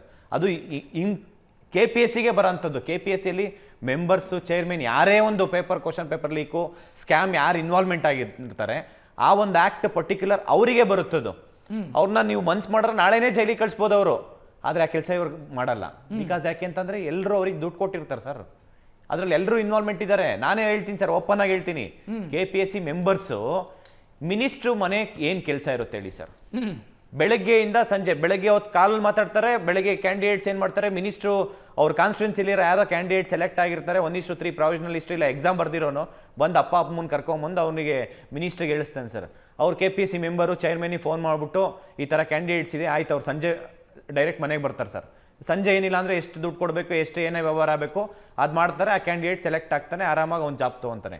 ಇದರಲ್ಲಿ ಮಿನಿಸ್ಟರ್ಸು ಅವ್ರಿಗೆ ಸಪೋರ್ಟ್ ಮಾಡಿಲ್ಲ ಅಂತಂದರೆ ಇವಾಗ ಸರ್ಕಾರ ಈಸಿಯಾಗಿ ಆಕ್ಷನ್ ತೊಗೊಬೋದು. ಇದರಲ್ಲಿ ಮಿನಿಸ್ಟರ್ ಇನ್ವಾಲ್ವ್ಮೆಂಟ್ ಇದ್ದಾರೆ, ರಾಜಕೀಯದರು ಇನ್ವಾಲ್ವ್ಮೆಂಟ್ ಇದ್ದಾರೆ, ಕ್ರಮ ತಗೊಂತಾರೆ ಸರ್. ನಟರಾಜ್ ಗೌಡ್ರೆ ಕೇಳಿದ್ರೆ ಹೇಳ್ತೀರಿ ಸ್ವತಂತ್ರ ಸಂಸ್ಥೆ, ಸಾಂವಿಧಾನಿಕ ಸಂಸ್ಥೆ, ಸೊ ಈ ರೀತಿಯ ನೆಪಗಳನ್ನ ಹೇಳ್ತೀರಿ. ಬಟ್ ಕ್ರಮ ಕೈಗೊಳ್ಳೋ ವಿಚಾರಕ್ಕೆ ಮಾತ್ರ ಸ್ವತಂತ್ರ ಸಂಸ್ಥೆ, ಸಾಂವಿಧಾನಿಕ ಸಂಸ್ಥೆ, ಅದು ಆ ರೀತಿ ಕಾರ್ಯಾಚರಿಸ್ತಾ ಇದೆಯಾ ಅಂತ ಪ್ರಶ್ನೆ ಬರೋದು ನಟರಾಜ್ ಗೌಡ್ರೆ. ಅದು ಸ್ವತಂತ್ರ ಸಂಸ್ಥೆ, ಸಾಂವಿಧಾನಿಕ ಸಂಸ್ಥೆ ಅಂತ ಹೇಳಿ ನಮ್ಮ ಸರ್ಕಾರದ ಹೊಣೆಗಾರಿಕೆಯಲ್ಲಿ ಅವ್ರಿಗೆ ಪಲಾಯನ ಆಗೋದಿಲ್ಲ. ಮತ್ತೆ ಏನಾಗಿದೆ, ಯಾವ ಕ್ರಮ ತೆಗೆದುಬೇಕು ಇಲ್ಲ ರಕ್ಷಿತ್ ನನ್ನ ಮಾತು ಕೇಳ್ಬಿಡಿ. ಯಾಕಂದ್ರೆ ನೋಡಿ 2011 ಇದೇ ತರ KPSC ಸ್ಕ್ಯಾಮ್ ಆದಾಗ 2014 ಇದೇ ಸಿದ್ದರಾಮಯ್ಯನವರು ಬಂದು ಆ 352 ಗೆಜೆಟ್ ಪ್ರೊವಿಷನರ್ ಏನು ಕೇಸ್ ಇತ್ತು ಅದನ್ನ ರದ್ದು ಮಾಡಿದ್ದು ನಾವೇನೆ. ಯಾಕಂದ್ರೆ ನಮ್ಗೆ ವಿದ್ಯಾರ್ಥಿಗಳಿಗೆ, ಪ್ರಾಮಾಣಿಕ ವಿದ್ಯಾರ್ಥಿಗಳಿಗೆ, ಯಾರು ಕಷ್ಟಪಟ್ಟು ಓದ್ತಾ ವಿದ್ಯಾರ್ಥಿಗಳಿಗೆ ಅನಾನುಕೂಲ ಆಗ್ಬಾರ್ದು, ತೊಂದರೆ ಆಗ್ಬಾರ್ದು. ಇದು ಹೆಂಗಾಯ್ತು ಗೊತ್ತಾ ನಟರಾಜ್ ಗೌಡ್ರೆ, ನೀಟ್ ಪರೀಕ್ಷೆಯಲ್ಲಿ ಒಂದ್ ನಿಮಿಷ, ನೀಟ್ ಪರೀಕ್ಷೆಯಲ್ಲಿ ಕ್ವಶನ್ ಪೇಪರ್ ಲೀಕ್ ಆಗಿ ರೀ ಎಕ್ಸಾಮ್ ಮಾಡಿದವ್ರು ನಾವು ಅಂತ ಬಿಜೆಪಿಯವರು ಬೆನ್ನು ತಟ್ಟುಕೊಂಡಂಗ ಆಯ್ತು. ರೀ ಎಕ್ಸಾಮ್ ಮಾಡಿದ ಸಾಧನೆ ಅಂತ ಹೇಳ್ಕೊಂಡಂಗ ಆಯ್ತು. ಇದು ನೋಡಿ, ಇದೆಲ್ಲ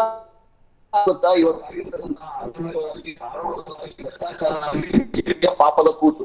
ಬಿಜೆಪಿ ಮಾಡಿರ್ತಕ್ಕಂತಹ ಎಲ್ಲಾ ರೀತಿಯ ಅವ್ಯವಹಾರ ನಾವು ಕ್ಲೀನ್ ಮಾಡ್ತಾ ಇದೀವಿ, ಇದನ್ನು ಕೂಡ ಕ್ಲೀನ್ ಮಾಡ್ತೀವಿ, ಸ್ಪಷ್ಟವಾಗಿ ಹೇಳ್ತೀವಿ. ಕಂಪ್ಲೇಂಟ್ ಮಾಡಿಲ್ಲ 2024 ನಟರಾಜ್ ಗೌಡ್ರೆ. 2024 ಒಂದೇ ಒಂದು FIR ಮಾಡಕ್ಕಾಗಿಲ್ಲ.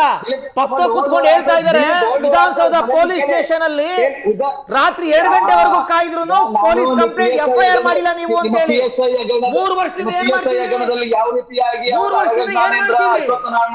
ಇನ್ನು ಕತೆ ಹೇಳ್ತಾ ಇದ್ದೀರಾ ಬಿಜೆಪಿ ಕಾಲದ್ದು 2011 14 ಅಂತ. ಇವತ್ತಿನ ಮಾತಾಡಿ 2024 25 ಸರಿ ನಟರಾಜ್ ಗೌಡ್ರೆ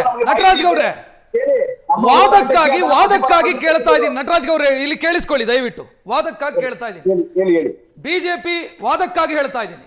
ಬಿಜೆಪಿ ಟೈಮ್ ಅಲ್ಲಿ KPSC ಹಾಳಾಗಿ ಹೋಗಿತ್ತು, ಅದನ್ನ ಸರಿಪಡಿಸುವಂತ ಘನ ಜವಾಬ್ದಾರಿ ನಮ್ಮದಾಗಿತ್ತು ಅಂತ ನೀವು ಹೇಳಿದ್ರಿ. 3 ವರ್ಷ ಆಯ್ತು ಸರ್, ನೀವು ಅಧಿಕಾರಕ್ಕೆ ಬಂದು 3 ವರ್ಷ ಕಳೆದು ಹೋಯ್ತು. 3 ವರ್ಷದಿಂದ ಏನ್ ಕತ್ತೆ ಕಾಯ್ತಾ ಇದೆಯಾ ಸರ್ಕಾರ? ಎಕ್ಸಾಮ್ ಅಲ್ಲೂ ಸ್ಕ್ಯಾಮ್ ಆಗಿದೆ, ಯಾಕೆ ಸರಿ ಮಾಡೋದಕ್ಕಾಗಿಲ್ಲ? ಪ್ರತಿಯೊಂದು ಎಕ್ಸಾಮ್ ನೀವು ಅಧಿಕಾರಕ್ಕೆ ಬಂದಂತ ನಂತರ ಬಂದಂತ ಅಷ್ಟು ಎಕ್ಸಾಮ್ಗಳಲ್ಲಿ ಅಕ್ರಮ ಆಗಿದೆಯಲ್ಲ, ಯಾರು ಜವಾಬ್ದಾರಿ? ಯಾಕೆ ಸರಿ ಮಾಡೋದಕ್ಕಾಗ್ತಿಲ್ಲ ನಿಮಗೆ? ಬಿಜೆಪಿ ಸರ್ಕಾರದ ಇದ್ದಾಗ ಕತ್ತೆ ಕಾಯ್ತಾ ಇದ್ರು, ಗೊತ್ತು ನನಗೆ ಭ್ರಷ್ಟಾಚಾರ ಆಯ್ತು, ಅವ್ರು ಕತ್ತೆನೆ ಕಾಯ್ತಾ ಇದ್ರು, ನೀವೇನ್ ಮಾಡ್ತಾ ಇದ್ರಿ? ನೀವು ಕತ್ತೆ ಕಾಯ್ತಾ ಇದ್ದೀರಾ ಅಂತ ಪ್ರಶ್ನೆ ತಾನೇ ಬರೋದು.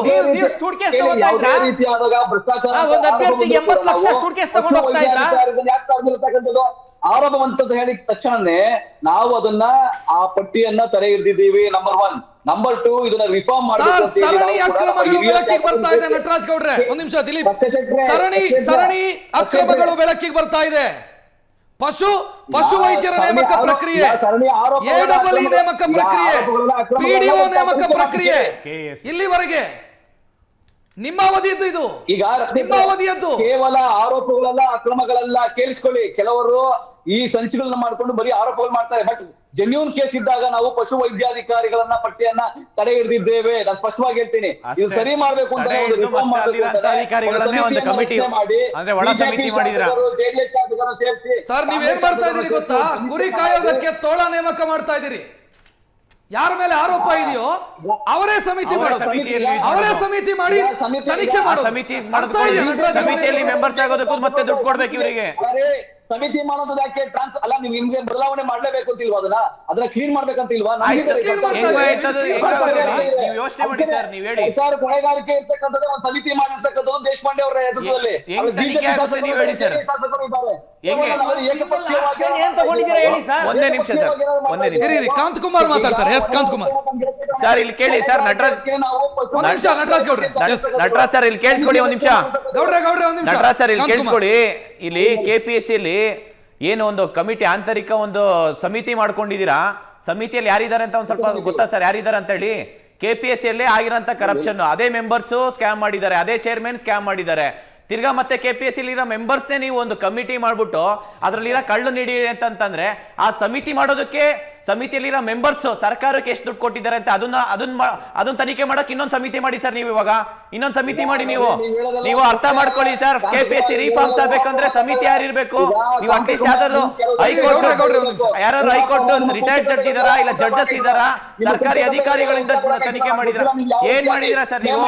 ಸ್ವಲ್ಪ ಅಲ್ಲ, ಒಂದು ಇಲ್ಲಿ ಕೇಳಿ ಸರ್, ಇಲ್ಲಿ ತನಿಖೆ 3 ವರ್ಷದಿಂದ ಹೇಳ್ತಾ ಬರ್ತಾ ಇದ್ದೀರಿ, ತನಿಖೆ ಮಾಡ್ತೀವಿ, KPSC ಕ್ಲೀನ್ ಮಾಡ್ತೀವಿ, KPSC ಅನ್ನ ಸರಿ ಮಾಡ್ತೀವಿ ಅಂತ. ಈಗ 70,000 ಹೊಸ ಹುದ್ದೆಗಳನ್ನ ನೇಮಕ ಮಾಡೋದಕ್ಕೆ ಹೊರಟಿದ್ದೀರಿ. ಮತ್ತದೇ KPSC ಮುಖಾಂತರನೇ ಆಗಬೇಕದು ಪ್ರಕ್ರಿಯೆ. ನೀವು ಆ ಇಡೀ ವ್ಯವಸ್ಥೆ ಸರಿ ಇಲ್ಲದೆ ಮತ್ತೆ ಅವರ ಕೈಯಲ್ಲೇ ನೇಮಕ ಮಾಡೋದಕ್ಕೆ ಅವಕಾಶವನ್ನ ಕೊಟ್ರೆ ಮತ್ತೆ ಏನಾಗುತ್ತೆ ನಟರಾಜ್ ಗೌಡ? ಇನ್ನೊಂದು ಪಾಯಿಂಟ್ ಹೇಳ್ತೀನಿ ಸರ್, ಇನ್ನೊಂದು ಪಾಯಿಂಟ್ ಹೇಳ್ತೀನಿ ಅವರಿಗೆ. ಇಲ್ಲಿ ಹೇಳ್ತೀನಿ ಕೇಳಿ ಸರ್. ಸರ್ ಒಂದ್ ನಿಮಿಷ ಕೇಳಿಸ್ಕೊಳ್ಳಿ ಸರ್. ಇಲ್ಲಿ ಸರ್ಕಾರದಿಂದ ಒಂದ್ ನಿಮಿಷ ಕೇಳಿಸ್ಕೊಳ್ಳಿ ಸರ್. ಗೌಡ್ರೆ ಒಂದ್ ನಿಮಿಷ ಕೇಳಿಸ್ಕೊಳ್ಳಿ ಸರ್, ಪ್ಲೀಸ್ ಕೇಳಿಸ್ಕೊಳ್ಳಿ. ಅಲ್ಲ, ಒಂದ್ ನಿಮಿಷ ಕೇಳಿಸ್ಕೊಳ್ಳಿ, ಒಂದ್ ನಿಮಿಷ ಕೇಳಿಸ್ಕೊಳ್ಳಿ. ಕಾಂತ್ ಕುಮಾರ್ ಮಾತಾಡ್ತಾರೆ. ಸರ್ ಇಲ್ಲಿ ಒಂದ್ ನಿಮಿಷ ಕೇಳಿಸ್ಕೊಳ್ಳಿ.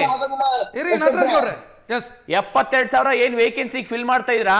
ಈಗಿರಂತ ಮೆಂಬರ್ಸ್ ಎಷ್ಟು ಜನ CM ಅವ್ರಿಗೆ, DPR ಗೆ ಮತ್ತೆ ಚೀಫ್ ಸೆಕ್ರೆಟರಿ ಅವ್ರಿಗೆ ಎಷ್ಟು ಸತಿ ಒಂಥರ ಹೋಗಿ ಭಿಕ್ಷೆ ಬೇಡ್ತಿದ್ದಾರೆ, ನಮಗೆ ಎಲ್ಲ ಕೊಡಿ, ನಾವೇ ಮಾಡ್ತೀವಿ, ಎಕ್ಸಾಮ್ಸ್ ಕಂಡಕ್ಟ್ ಮಾಡ್ತೀವಿ ಅಂತ ಹೇಳ್ಬಿಟ್ಟು. ಇವ್ರ ಯೋಗ್ಯತೆಗೆ ಮಾಡಿರೋಂಥ ಎಕ್ಸಾಮ್ಸ್ ಎಲ್ಲ, ಪ್ರತಿಯೊಂದು exams, BBMP AE exams, ADLR ಆಗಿರ್ಬೋದು, ಲ್ಯಾಂಡ್ ಸರ್ವೇರ್ ಇದು ADLR, ಮತ್ತೆ ನಿಮ್ಗೆ WRD JE exams, veterinary officer, KS, PDO, CTI, AEE, JE, ಪ್ರತಿ ಒಂದು ಎಕ್ಸಾಮ್ಸ್ ಅಲ್ಲೂ KPSC ನಡೆಸಿರೋ ಅಂತ ಎಕ್ಸಾಮ್ಸ್ ಅಲ್ಲಿ ಕರಪ್ಷನ್ ಆಗಿದೆ. ಒಂದೇನಾದ್ರೂ ನೀವು ಅದ್ರ ಮೇಲೆ ಕ್ರಮ ತಗೊಂಡಿದ್ರಾ? ಏನು ತಗೊಂಡಿಲ್ಲ. ಆದ್ರೂ ಅಲ್ಲಿರಂತ ಮೆಂಬರ್ಸ್ ಹೋಗ್ಬಿಟ್ಟು ಭಿಕ್ಷೆ ಬೇಡ್ತಿದ್ದಾರೆ, ವಾಪಸ್ ನಮ್ಗೆ ಕೊಡಿ, ಎಕ್ಸಾಮ್ ಕಂಡಕ್ಟ್ ಮಾಡ್ತೀವಿ ಅಂತ ಹೇಳ್ಬಿಟ್ಟು. ಆಗಿರಂತ ಎಕ್ಸಾಮ್ಸ್ ಒಂದು ಎಕ್ಸಾಮ್ ಕರೆಕ್ಟ್ ಮಾಡಕ್ಕಾಗ್ಲಿಲ್ಲ ಇವ್ರ ಯೋಗ್ಯತೆಗೆ, ಮತ್ತೆ ಹೋಗ್ಬಿಟ್ಟು ನೀವು ಅವ್ರಿಗೆ ಕೊಡ್ತಾ ಇದೀರಾ, ಮತ್ತೆ ನೀವು ಅವ್ರನ್ನ ಸಮರ್ಥಿಸ್ಕೊಂತೀರಾ. ಫಸ್ಟ್ ನೀವು ಅವ್ರ ಬಗ್ಗೆ ಸಮರ್ಥಿಸ್ಕೊಂಡ್ಬಿಡಿ. ಫಸ್ಟ್ ನೀವು ಸರ್ ಒಂದ್ ಹೇಳ್ತೀನಿ ಕೇಳಿ. ಅಲ್ಲ, ನಿಮ್ ಕೈಲಿ ಆದ್ರೆ ಅಲ್ಲ ನೋಡಿ, ಒಂದ್ ಹೇಳ್ತೀನಿ ನೋಡಿ ಸರ್, ನೀವು ಅವ್ರನ್ನ ಸಮರ್ಥಿಸ್ಕೊಳಕ್ ಹೋಗ್ಬಿಡಿ. ಆಲ್ರೆಡಿ ಅಲ್ಲಿ ಇಡೀ ರಾಜ್ಯ ಅಲ್ಲ, ಇಡೀ ದೇಶ ಗೊತ್ತು KPSC ಬಂಡವಾಳ ಏನಿದೆ ಅಂತ ಹೇಳ್ಬಿಟ್ಟು. ರಿಫಾರ್ಮ್ ಆಗಬೇಕನ್ನೋ ಬದ್ಧತೆ ಇದೆ. ನಾನು ನೀವು ಅಲ್ಲ ಇವಾಗ 10 ವರ್ಷ ಹಿಂದೆ ಆಗಿರ್ತಕ್ಕಂಥ 3 ವರ್ಷ ಹಿಂದೆ ಆಗಿರ್ತಕ್ಕಂಥ ಎಲ್ಲಾ ಎಕ್ಸಾಮ್ಗಳು ಭ್ರಷ್ಟಾಚಾರದಲ್ಲಿ ಇದೆ. ಹೆಂಗಾಯ್ತು ಗೊತ್ತಾ ನಟರಾಜ್ ಗೌಡ್ರೆ? ಈ 3 ವರ್ಷದ ಕತೆ ಹೇಳಿ ಅಂತ ಹೇಳ್ತಾ ಇದ್ದೀನಿ ನಾನು. ಅಲ್ಲ, ಈ 3 ವರ್ಷದಲ್ಲಿ ರಿಫಾರ್ಮ್ ಮಾಡೋದಕ್ಕೆ ಏನು ಮಾಡಿದ್ರಿ ಅಂತ ಹೇಳಿ ಅಂತ ಕೇಳ್ತಾ ಇದ್ದೀನಿ ನಾನು. ನೀವು ಮತ್ತೆ ಯಡಿಯೂರಪ್ಪ ಅಂತ ಹೇಳ್ತಾ ಇದೀರಿ.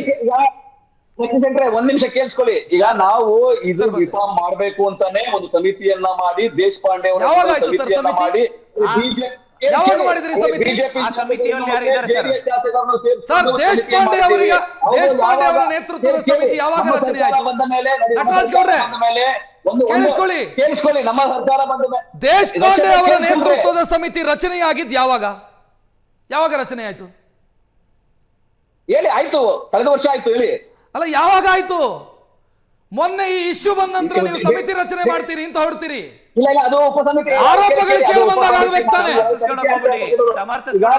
ಉಪಸಮಿತಿ ಮಾಡ್ಕೊಂಡು ಆಂತರಿಕ ಏನು ಒಂದು ಉಪಸಮಿತಿ ಮಾಡಿದ್ದಾರೆ, ಅದು ಬೇರೆ ವಿಷಯ. ನಾನೇ ತರೋದು ದೇಶಪಾಂಡೆ ಅವರ ನೇತೃತ್ವದಲ್ಲಿ ಸಮಿತಿ ಆಗಿದೆಯಲ್ಲ, ಇದು ಒಂದು ಬದಲಾವಣೆಯನ್ನು ತರಬೇಕು. ಸರ್, ನೀವು ಸಮಿತಿಗಳ ಮೇಲೆ ಸಮಿತಿಗಳನ್ನ ಮಾಡ್ತಾ ಹೋಗ್ತೀರಿ. ನಟರಾಜ್ ಗೌಡ್ರೆ, ನನಗೊಂದು ಪ್ರಶ್ನೆ ಇದೆ ಇಲ್ಲಿ. ನಟರಾಜ್ ಗೌಡ್ರೆ, ಈಗ ತಪ್ಪುಗಳಾದಾಗ, ಅಕ್ರಮಗಳಾದಾಗ ಯಾರಿಂದ ತಪ್ಪಾಯ್ತೋ ಅವರನ್ನ ನೇಮಕ ಮಾಡೋದು ಅಷ್ಟೇ ಜವಾಬ್ದಾರರು. ಯಾರಿಂದ ತಪ್ಪಾಯ್ತೋ ಅವರನ್ನ ನೇಮಕ ಮಾಡೋರು ಅಷ್ಟೇ ಜವಾಬ್ದಾರರು. ಸರ್ಕಾರ ತಾನೇ ನೇಮಕ ಮಾಡಿರೋದು, ಸರ್ಕಾರ ತಾನೇ ಸದಸ್ಯರನ್ನ ನೇಮಕ ಮಾಡಿರೋದು. ಈಗ ರಕ್ಷಾ ಶೆಟ್ಟರ್ ಕೇಳಿಸ್ಕೊಳ್ರಿ, ಯಾರು ಶಿವಶಂಕರಪ್ಪ ಸಾಹುಕಾರನ ನೇಮಕ ಮಾಡಿದ್ದು ಯಡಿಯೂರಪ್ಪನವರು. ಅವರ ನೇಮಕಾತಿಯಿಂದ ಇಲ್ಲಿವರೆಗೂ ಇರ್ತಕ್ಕಂಥದ್ದು ಕೇಳಿಸ್ಕೊಳ್ಳಿ. ಅವ್ರ ಮೇಲೆ ಈಗ ಏನ್ ಕ್ರಮ ಆಗುತ್ತೆ ಆಗುತ್ತೆ. ಎರಡನೇದು ನಾನು ನಿಮ್ಗೆ ಏನ್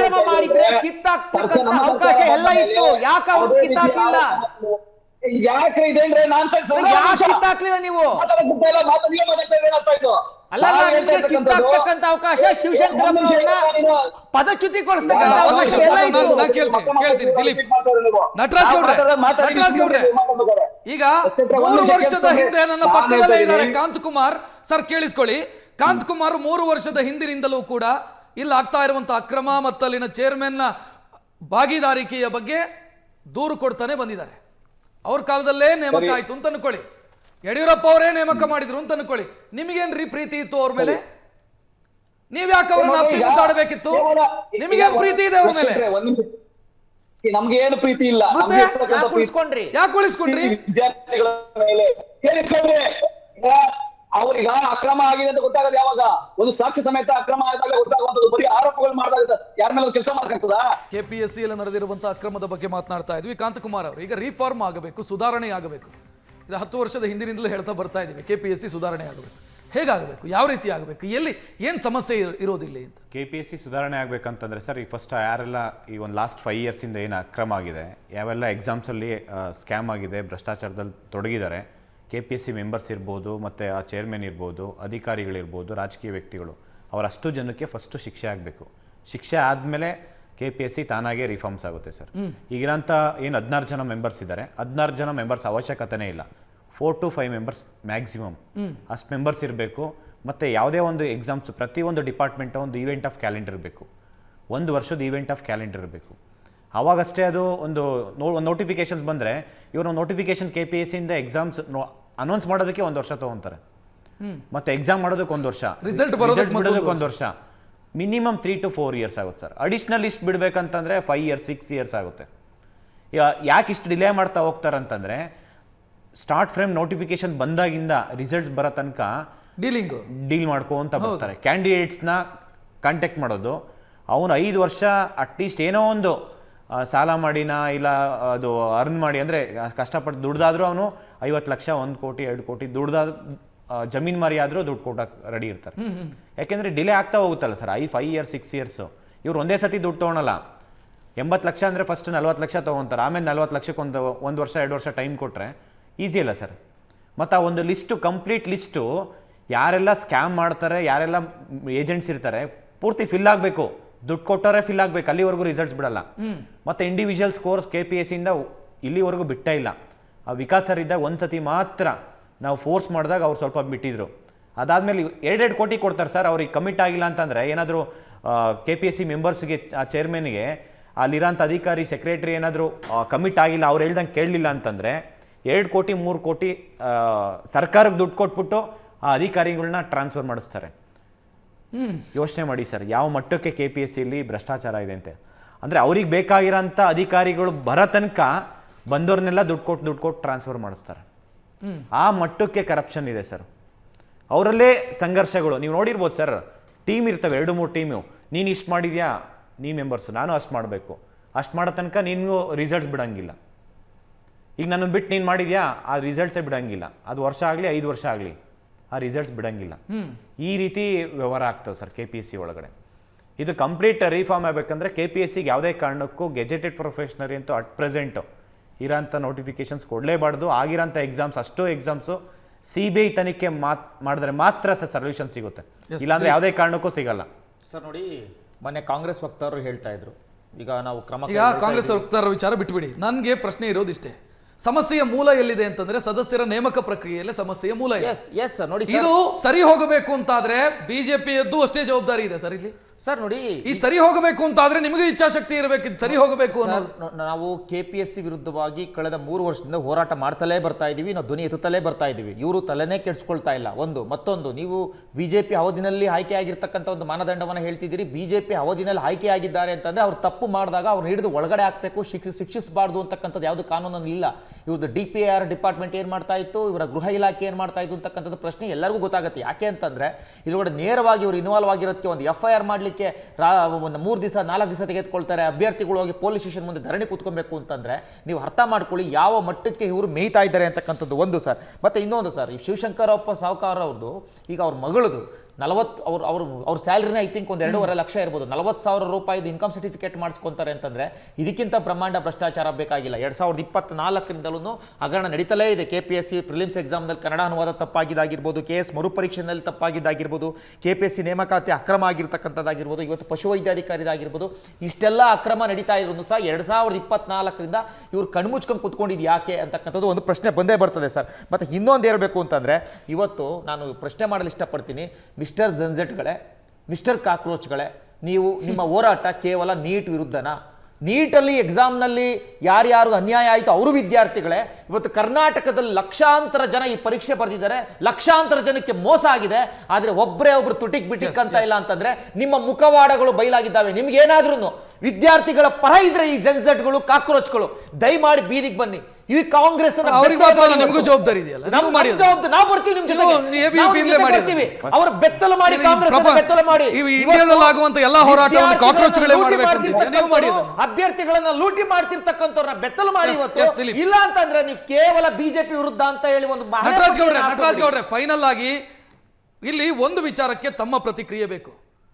ಎಲ್ಲ ಸಮಸ್ಯೆ ಇದೆ ಅಂತಂದ್ರೆ ನೇಮಕ ಪ್ರಕ್ರಿಯೆಯಲ್ಲೇ ಸಮಸ್ಯೆ ಇದೆ. ನೀವು ಸದಸ್ಯರ ನೇಮಕ ಪ್ರಕ್ರಿಯೆಯಲ್ಲೇ ಸಮಸ್ಯೆ ಇದೆ. ನೇಮಕವಾಗಿ ಬಂದ ನಂತರ ಅವರಿಗೆ ಸಾಂವಿಧಾನಿಕ ರಕ್ಷಣೆಗಳು ಸಿಗುತ್ತೆ. ಜಟಿಲ ಇದೆ ಕ್ರಮ ಕೈಗೊಳ್ಳುವಂಥ ಪ್ರಕ್ರಿಯೆ. ಸೊ ನೀವು ಯಾರನ್ನು ಆಯ್ಕೆ ಮಾಡಿ ಕಳಿಸ್ತೀರಿ ಅನ್ನುವಂಥ ವಿವೇಚನೆ ಸರ್ಕಾರಗಳಿಗೆ ಇರಬೇಕಾಗತ್ತೆ. ಆತ್ಮವಿಮರ್ಶೆ ಮಾಡ್ಕೊಳ್ಬೇಕಲ್ವಾ ನಟರಾಜ್ ಗೌಡ್ರೆ? ದುಡ್ಡು ಕೊಟ್ಟವರಿಗೆ ಹುದ್ದೆ ಅನ್ನುವಂಥ ಪರಿಸ್ಥಿತಿ ತಂದು ಹಾಕಿರೋದೇ ಇದರ ಮೂಲ. ನೀವೆಲ್ಲ ಮಾತಲ್ಲಿ ಒಂದೊಂದು ಸತ್ಯ ಹೇಳ್ತೀನಿ ನೋಡಿ. ಅಧಿಕಾರಿಗಳನ್ನ ಅವರ ನಿರ್ದೇಶಕರನ್ನ ನೇಮಕ ಮಾಡ್ಬೇಕಾದ್ರೆ ಖಂಡಿತವಾಗಿ ಇನ್ನೂ ಸ್ವಲ್ಪ ಸ್ಕ್ರೂಟಿನಿ ಮಾಡಿ ತುಂಬಾ ಅರ್ಹ ಒಳ್ಳೆಯ ಪ್ರಾಮಾಣಿಕ ವ್ಯಕ್ತಿಗಳನ್ನೇ ಆಯ್ಕೆ ಮಾಡ್ಬೇಕು. ಯಾಕಂದ್ರೆ ಅದು ರಾಜ್ಯದ ಯುವಕರ ವಿದ್ಯಾರ್ಥಿಗಳ ಭವಿಷ್ಯವನ್ನ ರೂಪಿಸುವಂತಹ ಸಂಸ್ಥೆ ಆಗಿರ್ತಕ್ಕಂಥ ನೇಮಕಾತಿ ಸಂಸ್ಥೆ. ಅದ್ರಲ್ಲಿ ನಾನು ಎರಡನೇ ಮಾತಿಲ್ಲ. ಈಗ 16 ಜನ ಮೆಂಬರ್ಗಳಿದ್ದಾರೆ, ಅದನ್ನ ಸಂಖ್ಯೆ ಕಮ್ಮಿ ಮಾಡಿ ಕಾಂತಕುಮಾರ್ ಅವರೇ ಹೇಳ್ತಾರೆ 8 ಮಾಡಿದ್ರೆ ಅದಕ್ಕಿಂತ ದೊಡ್ಡ ಮೊತ್ತದ ಬೇಕಾಗಿಲ್ಲ, 8 ಮಾಡಬೇಕು. ಅದಕ್ಕಿಂತ ಜಾಸ್ತಿ ಇದ್ರೆ ಈ ರೀತಿಯಾಗಿ ಭ್ರಷ್ಟಾಚಾರ ದುಡ್ಡು ಕೊಡೋರನ್ನ ಪಕ್ಷದ ಸಿಂಪತೈಸರ್ಸ್ ಅನ್ನ ಆಯ್ಕೆ ಮಾಡಿ ಕಳಿಸಿ ಸರಿಯಾದ ನೇಮಕಾತಿ ಆಗ್ಲಿ ಅಂತ ಬಯಸಿದ್ರೆ ಎಲ್ಲಿಂದ ಆಗುತ್ತೆ ಸರ್?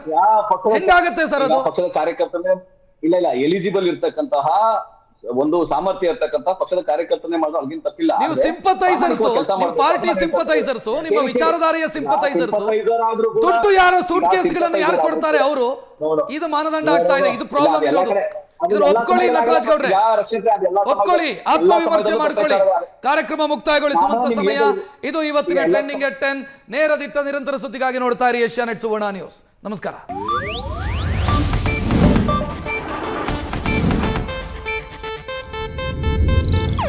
ಇದು ಏಷ್ಯಾನೆಟ್ ನ್ಯೂಸ್ ನೆಟ್ವರ್ಕ್ ಪ್ರಸ್ತುತಿ.